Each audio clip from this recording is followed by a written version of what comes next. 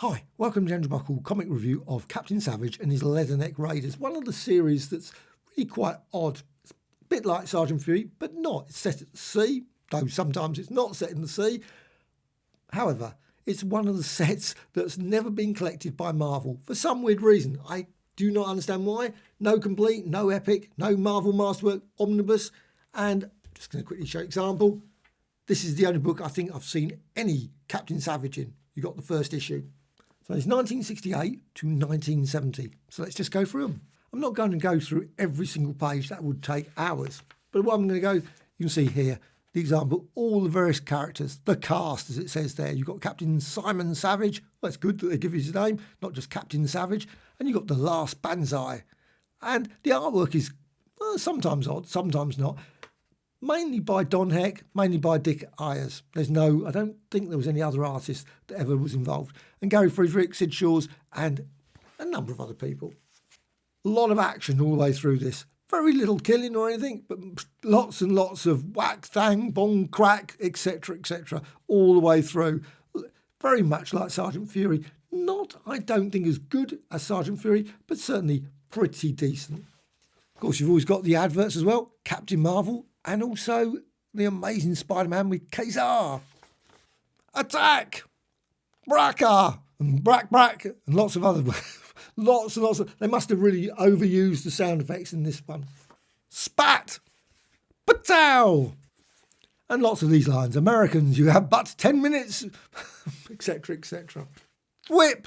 It's certainly very action-packed, even if it is a bit over doing the sound effects. We have some interesting guest appearances. Nick Fury, which sort of sets it obviously at the roundabout the end of the war, that sort of time. But I found it slightly confusing at times where they were, because at times suddenly the stories seem to be more like 1960s and you're thinking, what? And there's also a reference in the next comic to a certain evil organisation, because you can see at the bottom there, Baron Strucker, issue 2. Baron Strucker again, but this time you've got the Samurai Squad and also Hydra. I'm surprised they actually didn't mention on the front Hydra, but still. Always begs the question, where was S.H.I.E.L.D. at this point? S.H.I.E.L.D. should have been in this. Obviously, S.H.I.E.L.D. was going probably in the 40s and 50s, though I don't think there's ever been a comic series of S.H.I.E.L.D. in the 50s or 60s. Obviously, once Nick Fury got involved with S.H.I.E.L.D., of course. But you've got Return of Baron Strucker. And, again, Captain Saturn, you can see Dick Ayers, Sid Shores, etc. They did cut down on the sound effects, but a little bit more marine action in this case. But we've got Hydra. Oh, we have got some sound effects. Walk and spack. Oh, and stomp. And crack. And of course, Baron Strucker gloating as usual. You know he's going to get his comeuppance in the next issue. Or maybe in the next issue after that, because there is actually Baron Strucker in issue 4 as well. Here's issue 3. Planes going down at the back there.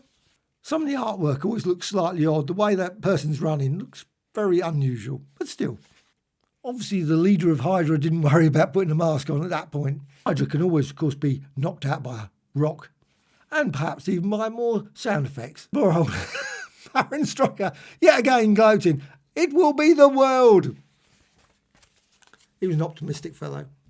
I think it tells you this is the last issue for Baron Strucker at this point. I don't think he turns up again. Hydra shall finally be all-powerful. Now, I must admit, I did enjoy the S.H.I.E.L.D. series on TV, all the Hydra stories as well. Absolutely brilliant. And, of course, Agent Carter and all those ones as well.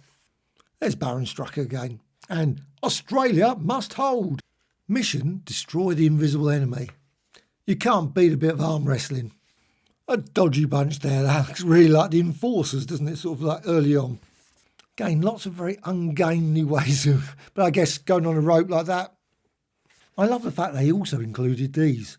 Quite often, some of the various westerns and obviously the modelling ones or romance ones, they didn't always include the Mighty Marvel checklist. But in these, they do, as well as the Stan soapbox and others. I would love to see a collection of all these pages. Mission, save a howler. Obviously, it wasn't Sergeant Fury, but at the same time, it was one of the minor characters. But of course, it was a nice connection again with the Sergeant Fury and his Howling Commandos. Again, lots of seaborne and action there. And yet another panel of lots of sound effects. Issue 7's quite interesting. I love that red. Red's always great. But there's Objective, Ben Grimm. We actually find a little bit about the early years of the Thing. Really quite nice. He's looking a bit worse for wear there, isn't he? There he's fighting away. All he needed at that point was a bit of cosmic rays and he could have turned into the Thing. And he would have finished them off very quickly. It's actually a pity that Reed Richards didn't turn up, or maybe Sue Storm. They could have introduced them as well. And you've also got Sound Off to Savage. I always love these letters. Always great. And I always think it's a pity that they don't include them in Epic collections, because it's great to read people's opinions about the comic. Some people saying, oh, this is terrible. That was the worst issue of all time. And on the same page, someone saying, it's the best issue of all time. You could never ever get everyone being happy about a particular comic, can you? And this was the last of the Leatherneck Raiders. On the bottom it says, the new Captain Savage. It's a bit confusing. Did they change? Maybe that's why the guy doesn't look exactly the same as it was in this. You can see him there.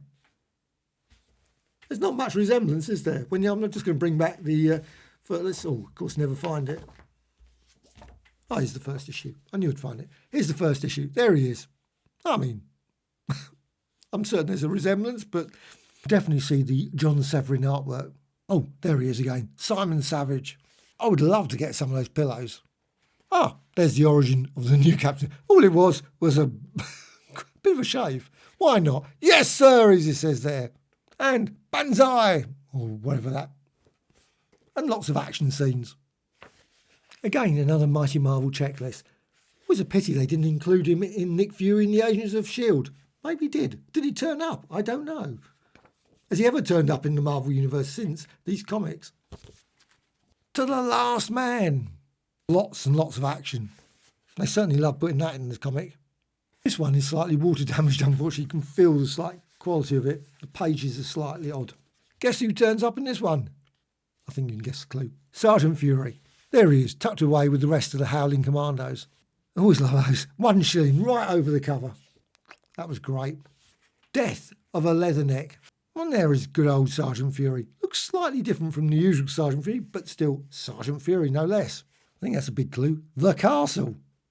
And there's Captain Savage again, looking slightly different again. Does he keep changing?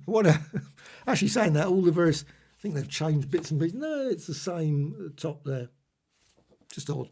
The artwork is still by Dick Ayers at this point. I don't know if they actually ever appeared in Sergeant Fury. It's possible. Obviously one of the pages just fallen out at this point. The artwork changes. It's Don Heck now, with Sid Shaw still. I love the artwork of Don Heck.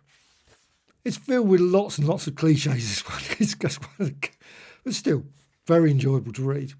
It's a particularly old plane. Did they have that sort of thing back in World War II?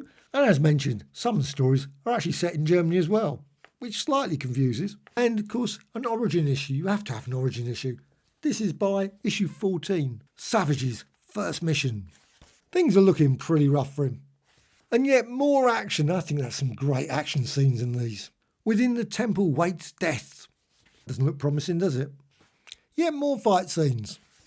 And some really great Don Heck artwork. And they've even got that in. War is Hell. Obviously not the war in this Hell comic. On Ice. Want an offbeat war mag? This is it, believer. Maybe this is one of the reasons it never really worked. Never ever sold probably as many comics. Or maybe it did, I don't know. But of course, it finished with issue 19.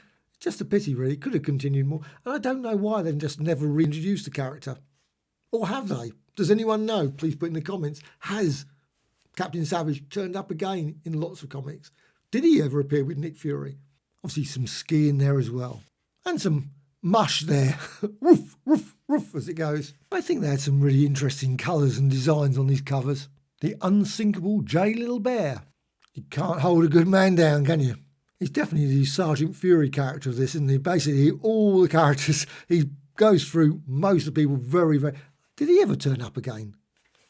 Super Saturday on ABC. I don't think I ever saw any of these. Maybe Smokey Bear, I don't know, that sounds familiar. But things like Skyhawks, as well as the Hardy Boys, I don't particularly remember those cartoons here in the UK. Perhaps I just didn't watch those ones on TV. In fact, the whole comic is about him. Oh, Dick Ayers is back again. The High Cost of Fighting. And the final issue. That's it. They serve in silence. Again, some marine action, or submarine action in this case. New Year's Eve. Oh, Finally a date, 1943. Oh, Captain Savage is back with a beard. And there it is, the last page. How to spoil it, of course. No, it's not really spoiling the story. However, it does actually just mention, if you want this back, it says, please let us know. Basically, it's a turning point of his career, and it has to be you. You have to decide whether you want him back. Obviously, clearly, people didn't write in great enough numbers to bring Captain. There was never an issue 20, which is such a pity, because I really genuinely love this series. And why they haven't brought out a book baffles. Hopefully, at some point, they will. So if you're looking for a series of books that you probably have never read, you might have, of course, or you may not have done. These ones are really worth checking out. You should be able to find copies at comic marts, in comic shops, etc. I think great little selection of stories. So have you ever read them? Captain Savage, do you ever read the Sergeant Fury ones? I think Sergeant Fury's great, but are they read by many people? I don't know. Hope you found this of interest. I say, any comments? Always great to hear about. Well, I hope you found this of interest. It's Captain Savage and his Leatherneck Raiders.